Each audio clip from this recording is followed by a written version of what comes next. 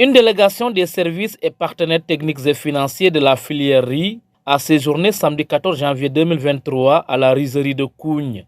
L'objectif de la rencontre est de partager avec les producteurs pour faire tourner à temps plein la seule rizerie de la localité qui peine à satisfaire la forte demande. Pour Alpha Baba Sonko producteur, plusieurs facteurs sont à l'origine de cette situation. Tout d'abord, il faut beaucoup remercier la CEDAP, l'État du Sénégal, de nous avoir installé l'usine de décortiquage de transformation du riz, pas dit en riz blanc, dans le département de Goudomp.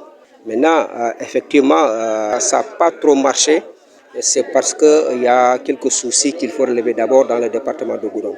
On a eu la chance, c'est vrai. Après chaque village, c'est des hectares et des hectares de vallée qui s'étendent de la Guinée-Bissau jusqu'au fleuve Casamance. Maintenant, bon, il y a des difficultés énormes à régler. Premièrement, il y a le manque de matériel agricole qui pose, il y a le manque d'aménagement des vallées, puisqu'il y a la salinité qui monte, il y a l'acidité, il y a l'ensablement des rizières aussi. Et la main-d'œuvre est vieillissante. Ça, il faut le reconnaître aussi.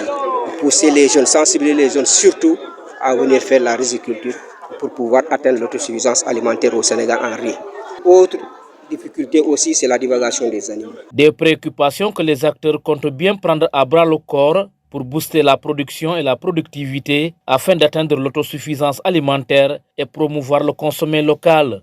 Effectivement, donc vous savez tous, dans la riziculture, il y a beaucoup de défis à relever.